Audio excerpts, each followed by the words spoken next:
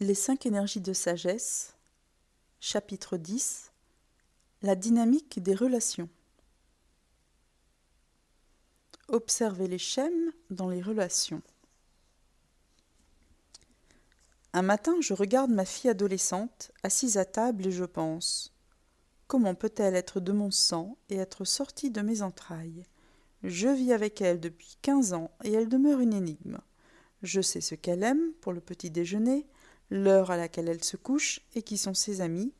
J'ai vécu avec elle un tas de situations intimes, depuis sa petite enfance jusqu'à ses premières sorties avec des garçons, mais il y a des fois où je ne peux tout simplement pas croire ce qu'elle dit et fait.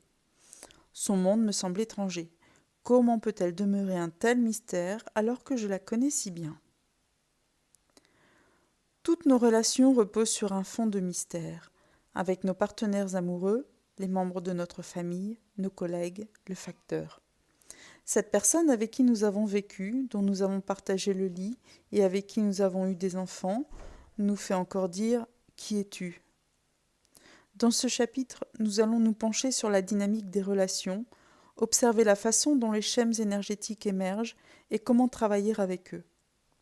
Nous apprendrons aussi à reconnaître les énergies dominantes, d'amélioration et de masquage qui existent dans nos relations, tout comme nous avons vu la manière dont ces énergies existent en nous. En cultivant la science des schèmes de relations, nous nous ouvrons à un mandala plus vaste. S'ouvrir à l'énergie des autres est souvent déroutant. Essayer de trouver le point où nous pouvons entrer en relation avec quelqu'un peut être très délicat.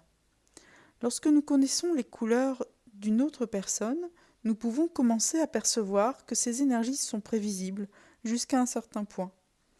Cela nous dit ce que nous pouvons et ce que nous ne pouvons pas attendre d'elle. C'est ainsi que nous apprenons à danser, l'un avec l'autre.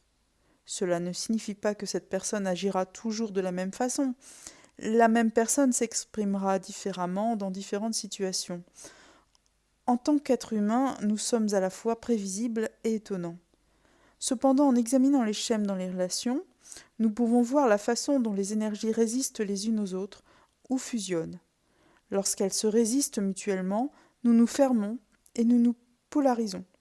Lorsqu'elles fusionnent, nous nous ouvrons la palette des couleurs de l'autre. Ouvert et fermé. Toute relation recèle des possibilités d'ouverture et de fermeture. Rappelez-vous la Julie Padma et le Stéphane Bouddha au chapitre 2. Ce couple se complète très bien. Stéphane offre de l'espace à Julie pour qu'elle puisse donner libre cours à son dynamisme. Elle arrive même à y faire participer Stéphane parfois. C'est exactement ce qu'il lui faut. Tout fonctionne bien jusqu'à ce que Julie s'ennuie et que Stéphane se fatigue de la vivacité de Julie. Alors Julie dépense son surplus d'énergie au lit avec un autre homme plus démonstratif. Entre-temps, Stéphane n'a pas tenu compte du besoin ludique de Julie et il ne s'aperçoit pas qu'elle est devenue très sensuelle dernièrement. Julie a essayé de l'attirer dans ses démonstrations d'exubérance, mais plus elle essaie, plus il se renfrogne et s'isole. Il se polarise, Julie devient trop tenace et Stéphane trop morne. Comment peuvent-ils régler la situation ?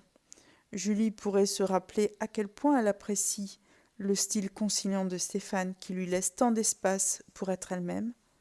Elle s'épuiserait probablement avec un homme plus exubérant. Par ailleurs, Stéphane pourrait se rappeler qu'il aime que quelqu'un l'ait gai, parfois. C'est amusant. Ils doivent trouver le point où leur style se complète. À un niveau plus subtil, quelque chose d'autre se passe entre Julie et Stéphane. Stéphane a une amélioration Vajra.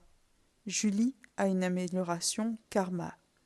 Lorsque la situation devient très tendue entre eux, Julie veille à ce qu'ils y réagissent. Elle entame le dialogue. Julie communique ses émotions, ce qui permet à Stéphane d'être plus volubile à propos des siennes. Par ailleurs, Stéphane fait la lumière sur les schèmes qu'ils créent tous les deux.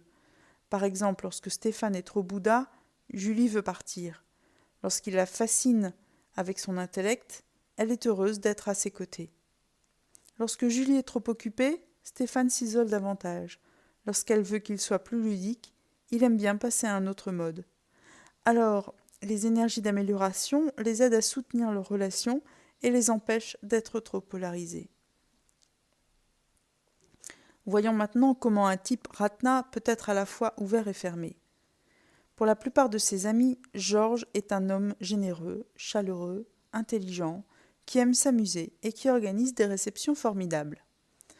Avec ses collègues érudits, il fait montre de curiosité intellectuelle. Avec ses amis, il a toujours quelque chose à partager.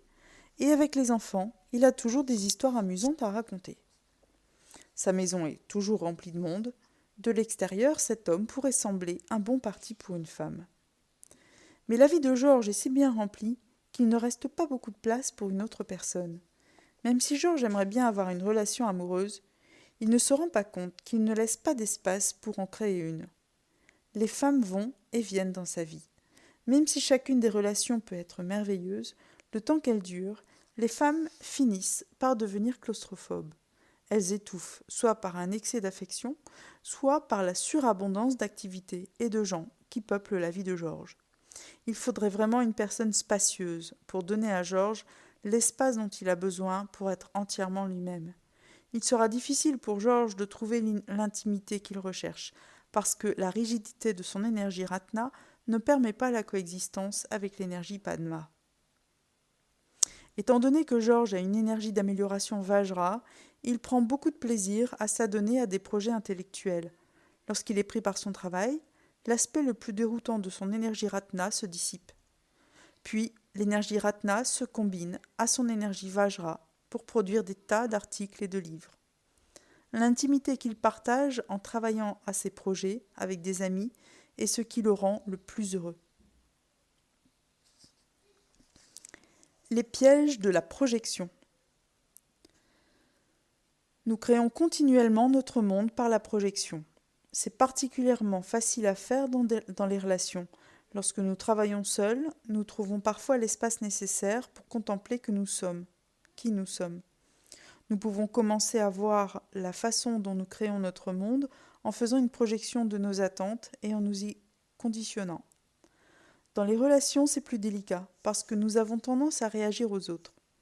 Nous projetons nos attentes sur eux et les blâmons de ne pas être à la hauteur de nos projections. Le piège du blâme est comme des sables mouvants.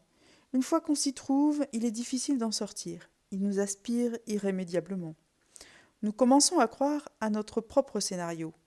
Le piège du blâme solidifie notre énergie négative.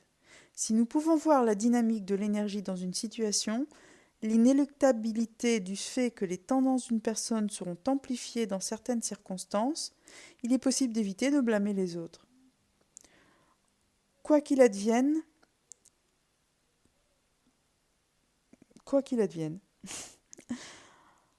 en connaissant les 5 énergies, on peut s'exercer à observer la façon dont nous contribuons à créer la projection mutuelle appelée une relation. Quelle est l'énergie que nous apportons à la situation ? Lorsque nous tentons d'obtenir ce que nous voulons d'une relation, en fonction de nos désirs et de nos attentes, il est fort probable que nous fassions de la projection. Nous nous attendons à ce que les autres soient comme nous pensons qu'ils sont. Voici un exemple de combinaison Padma-Karma qui n'a pas fonctionné. Alice et Alex ont eu une relation difficile pendant des années. Alex voulait fusionner, mais pas Alice. Il voulait obtenir sa version d'Alice. Elle ne s'y est pas conformée. Il était continuellement stupéfait des actes d'Alice. Il obtenait toujours ce qu'il ne voulait pas et n'obtenait pas ce qu'il voulait. Il semblait toujours vouloir dire « faisons-nous des câlins », alors qu'elle semblait dire « j'ai eu une dure journée, je suis fatiguée ». Comme il voulait qu'elle soit sexy, il lui achetait des vêtements séduisants qui ont mis Alice mal à l'aise, car c'était avant tout une femme de carrière. Alex a été très déçu et plein de ressentiment parce que ses cadeaux n'ont pas été bien reçus. La projection met la table pour la frustration et la déception. C'est peut-être que nos attentes ne peuvent pas être comblées. Voici un exemple de 2 personnes qui semblent obtenir ce qu'elles veulent, du moins pendant un certain temps. Zach et Maria sont tombés amoureux et ont été inséparables pendant des années. Ils étaient en totale symbiose, en synchronisme face à tout ce qu'ils désiraient. une petite maison à la campagne, un chien, un travail, qu'ils pouvaient faire à la maison, de fréquentes vacances au soleil. Ils avaient trouvé l'harmonie comme seuls les gens ayant une bonne dose de Padma peuvent le faire. Leur relation devint tout pour eux. Ils conclurent une alliance selon laquelle chacun se conformait aux désirs de l'autre. Compte tenu d'une entente tacite, les différends devaient être évités. Existant à peine en tant qu'individus, ils ont vécu dans un cocon pendant un certain temps, dans un monde qu'ils avaient créé. Ils croyaient que leur relation durerait éternellement. Cependant, la magie s'est dissipée. Isaac a commencé à se sentir coincé. Son énergie Padma, son énergie Karma, qui le poussait à rechercher l'aventure et à reprendre la route, il avait été photographe pour le National Geographic, a pris le pas sur son désir d'être avec Maria. Celle-ci aurait pu supporter des absences prolongées, mais la façon dont la situation évoluait devenait trop menaçante pour elle. Elle est devenue crampon. Zach s'est mis sur la défensive. Lorsque les projections mutuelles se sont effritées, leur couple s'est brisé dans l'amertume. Quand les partenaires dans une relation maintiennent des limites, il s'installe moins de projections et il subsiste davantage d'espace pour voir les combinaisons de couleurs de l'autre. Lorsque nous voyons le plein éventail d'énergie en jeu entre nous, nous pouvons accepter les différences sans nous sentir menacés par elles. Une personne Bouddha peut accorder beaucoup d'espace à une personne Ratna. Une personne Karma peut faciliter les choses à une personne Bouddha. Une personne Vajra peut apaiser les bouleversements émotifs d'une personne Padma. Une personne Ratna peut prendre soin d'une personne Karma. Une personne Padma peut simplifier la communication avec une personne Vajra. Toute relation implique une danse subtile entre le fait de s'abandonner à l'énergie de l'autre personne et le fait de rester en contact avec sa propre énergie.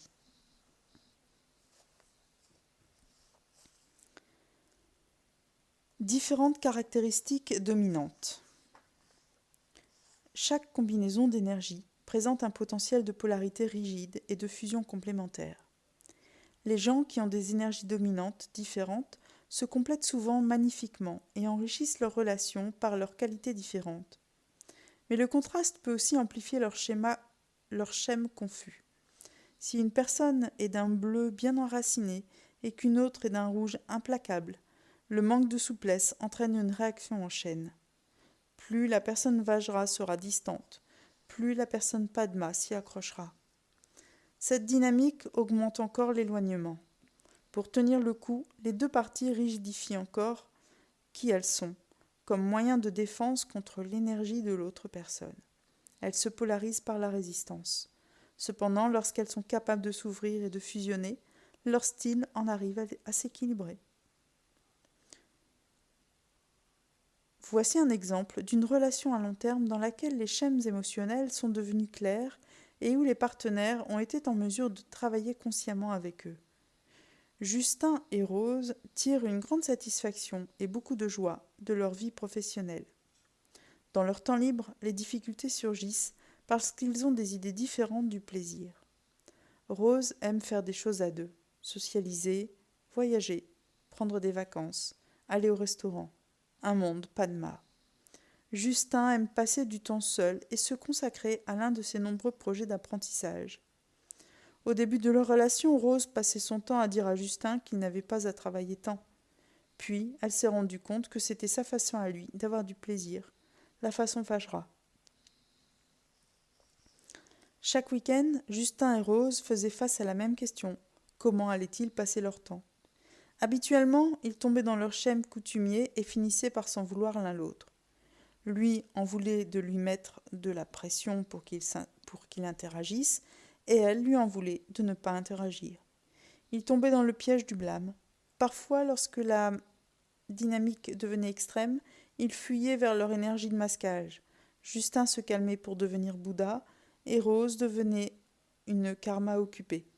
Son calme à lui ne faisait qu'exacerber son côté occupé à elle, et vice-versa. Lorsque Rose et Justin sont en harmonie, c'est habituellement parce qu'ils ont planifié leur temps de façon que chacun puisse faire ce qu'il veut. Elle lui laisse l'espace pour étudier et il accepte son invitation à socialiser. Il lui confiera peut-être ce qu'il est en train de lire, ainsi ils pourront parler tous deux. D'autres fois, elle appréciera sa spaciosité, qui lui permet d'avoir suffisamment d'espace pour être elle-même. Lorsque Rose et Justin sont devenus plus conscients de leurs échanges, leur relation s'est améliorée.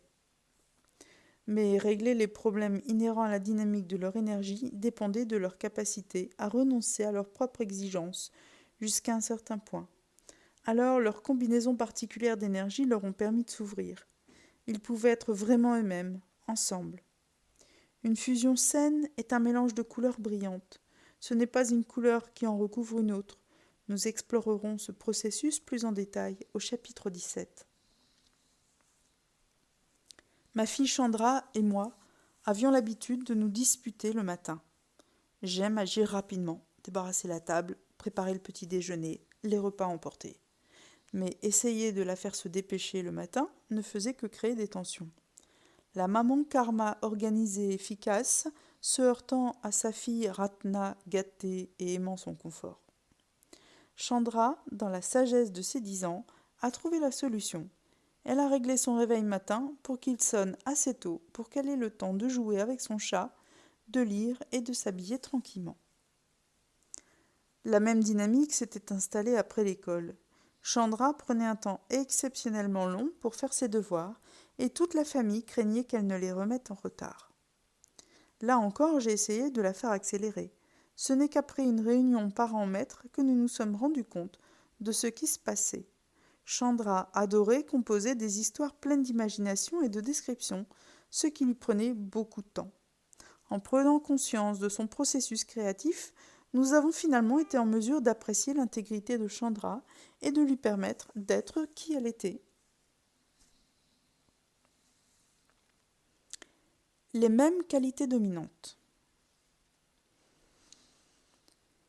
Les personnes en couple qui ont les mêmes qualités dominantes peuvent aussi avoir des défis à relever. Essayer de communiquer au moyen d'un seul style d'énergie peut donner lieu à une relation dysfonctionnelle. D'autres énergies sont nécessaires et sont souvent disponibles par l'entremise des énergies d'amélioration. Par exemple, Linda et Bernard avaient tous deux beaucoup d'énergie Padma fougueuse. La chaleur et le froid se heurtaient continuellement entre les deux, ce qui solidifiait l'attraction-répulsion de la passion et de l'agressivité en une dynamique énergétique ingérable. Étant donné qu'ils n'étaient pas en contact avec d'autres couleurs en eux, ils ont fait appel à un consultant ayant une calme perspective Vajra pour cerner le flux et le reflux naturel dans leurs relations. Elle a été en mesure de déceler les autres couleurs dans leurs relations qui pouvaient rendre celles-ci plus faciles à gérer et moins extrêmes. Linda et Bernard ont finalement pu se concentrer sur leur travail. L'énergie karma a pu alléger la situation et atténuer la fougueuse énergie Padma. L'énergie karma les a aidés à rétablir le lien au point où chacun d'eux avait quelque chose à offrir. Cela les a aidés à s'ouvrir à un monde plus vaste. Pour les gens à prédominance Padma, il est particulièrement utile de se lier avec leur énergie d'une manière douce et de cultiver les énergies des autres familles. D'autres énergies, particulièrement les énergies Vajra et Karma, procurent une base robuste et de la stabilité. Les relations Padma reposent sur un sentiment aigu de méfiance. Comment pouvons-nous faire confiance à quelqu'un qui se retourne avec la fluidité émanant de cette énergie ? Un jour, elle dit qu'elle veut être avec vous. Le lendemain, elle envisage la possibilité d'une autre relation. Mais, si pénible qu'elle puisse sembler de l'extérieur, une relation à prédominance Padma peut être agréable. La douleur et le plaisir se combinent en une boisson enivrante. Si des partenaires Padma peuvent apprécier leur combinaison d'énergie et travailler avec l'élément Padma pour l'empêcher de devenir trop extrême, leur relation peut s'épanouir. Et si nos vies peuvent sembler mornes à côté de celles de nos amis Padma, nous pourrions même en venir à les envier. Voici un exemple de 2 personnes ayant de l'énergie karma. Sibylle et Annette sont des femmes énergiques qui réunissent au sein d'une même entreprise, au sein d'une même entreprise. Sibylle est la directrice, Annette est chef de service et relève de Sibylle. Elles sont parfois toutes les deux à la course afin de satisfaire aux exigences de leurs fonctions. Toutes deux veulent être compétentes et responsables. Lorsque Sibylle et Annette travaillent chacune dans son domaine, leur relation est harmonieuse. Mais lorsque Sibylle prend des décisions qui touchent le service d'Annette sans la consulter, cela enrage Annette. Mais Sibylle voit les choses d'un autre œil. Elle croit qu'à titre de directrice, elle est responsable de tout. Comme vous pouvez l'imaginer, la tension entre les deux femmes peut monter. Lorsque deux personnes karma se bousculent, des étincelles jaillissent. La situation s'amplifie parfois pour atteindre les proportions d'une confrontation. La tension créée par l'énergie peut affecter tout le monde. En vue de résoudre leurs différends, Sibylle et Annette se sont rendues compte qu'elles devaient entrer en relation l'une avec l'autre, de façon consciente, en faisant de leur relation une priorité. Elles ont demandé à un médiateur de faciliter la communication entre elles. Elles ont fait l'effort délibéré d'entrer en contact, l'une avec l'autre, dans des événements sociaux, afin d'obtenir davantage d'énergie Padma. Chacune a commencé à apprécier la somme de travail incroyable que l'autre abattait, plutôt que de se sentir menacée par cette situation. Et le fait que Sibylle et Annette aient toutes les deux une forte énergie Padma rend la communication naturelle pour elles. Les énergies Padma et Ratna sont de bons antidotes à l'excès d'énergie Vajra et Karma. Les relations conscientes. Les bonnes relations ne s'établissent pas d'elles-mêmes. Pour y parvenir, nous devons souvent y mettre des intentions et des efforts. Ce sont des relations conscientes. Ces relations n'existent pas uniquement dans le domaine personnel, même si ce domaine présente le potentiel d'une ouverture maximale. On trouve aussi des relations conscientes dans toutes les situations professionnelles ou sociales.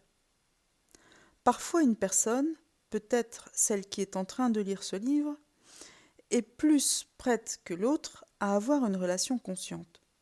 Amorcer une relation consciente avec une personne qui n'est pas disposée à explorer ce monde de relations, c'est comme essayer de danser avec un poids mort. Dans un tel cas, il sera difficile d'avoir de la clarté à l'égard de cette relation. Par exemple, Jessica était consciente de plusieurs des dynamiques énergétiques entre elle et son mari, mais chaque fois qu'elle voulait en parler, il se mettait sur la défensive. Elle savait qu'il devait recourir à une thérapie pour surmonter leurs difficultés, mais son mari refusait, la relation s'est trouvée bloquée. Dans une relation saine, nous partageons notre équilibre. S'il y a trop d'énergie fermée, la relation fera s'effondrer les deux partenaires. Poursuivre la relation ne semble pas en valoir la peine. L'un des partenaires peut en venir à penser que son évolution personnelle a la priorité sur la relation. Il faut être deux pour valser.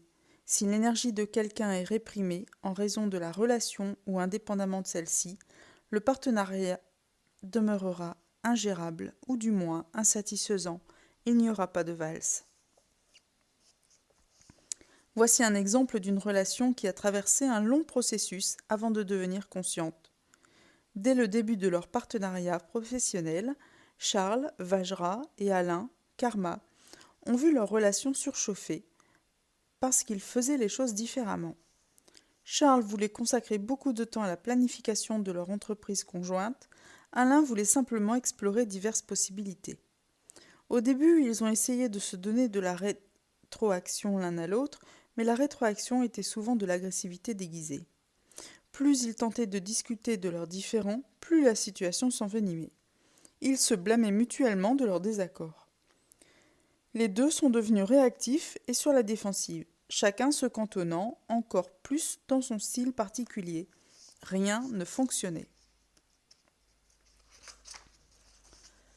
Puis, Alain a subi une légère crise cardiaque et a dû s'absenter du travail. Les deux ont trouvé que leur relation s'améliorait en raison de l'espace qui lui était accordé. Ils ont commencé à voir les aspects positifs de leurs différences. Charles avait une vision et Alain avait le sens de l'organisation. Mais ils n'avaient pas pu en prendre conscience avant d'avoir donné un peu d'espace à leur relation. Puis, parce que chacun a pu trouver son propre territoire et se sentir confiant en lui-même, plus ouvert, ils ont été en mesure de s'apprécier mutuellement. Ils ont pu reconnaître leurs aspects complémentaires. L'éloignement leur a fourni l'espace nécessaire pour fusionner et la capacité d'établir une relation consciente. Parfois, la communication verbale, ou physique dans le cas d'une relation intime, est l'élément le plus nécessaire pour établir une relation consciente. Le choix du moment est crucial. Nous devons nous adoucir avant d'essayer de communiquer. Cela aide à générer d'ouverture et maïtrie. Surtout lorsqu'il y a eu beaucoup de négativité dans une relation, il faut prendre le temps d'en parler.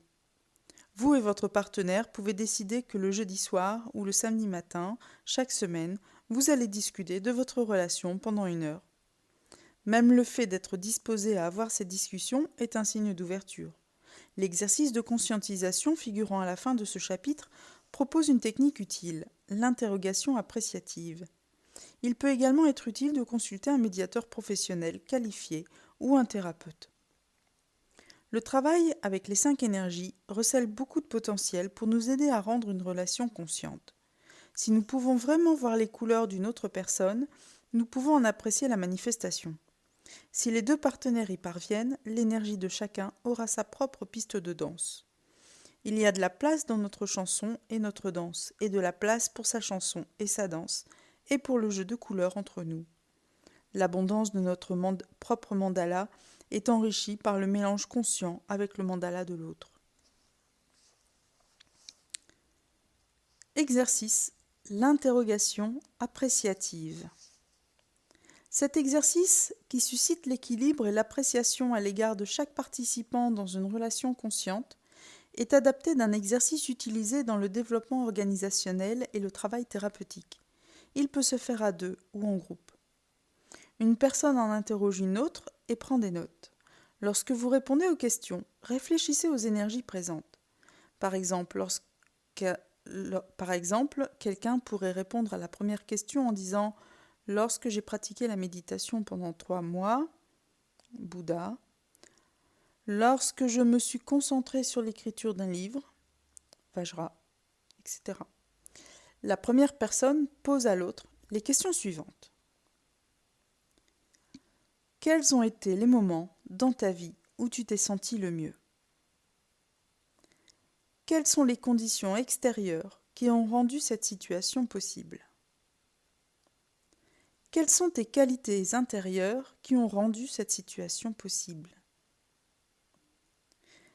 Quels ont été les moments dans ta relation où tu t'es senti le mieux? Cela pourrait être une relation avec n'importe qui, même avec l'intervieweur. Quelles sont les conditions ou les circonstances qui ont rendu cela possible? Quelles sont les qualités de l'autre personne qui ont rendu cela possible? Quelles aspirations as-tu pour cette relation, tant séparément qu'ensemble? Comment voudrais-tu que soit la relation dans 3 à 5 ans? Que voudrais-tu que soit ton rapport à la concrétisation de ces aspirations?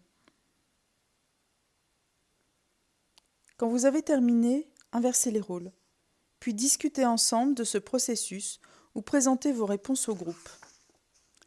Après l'exercice, il se peut que vous trouviez que les aspects négatifs de votre relation n'ont pas été abordés. Ayez confiance et tenez-vous-en à la perspective positive que l'exercice a créée. Lorsque vous vous concentrez sur le positif, vous voyez votre équilibre clairement et la névrose se dissipe. Si les problèmes subsistent, faites une autre séance d'interrogation appréciative à ce sujet un peu plus tard.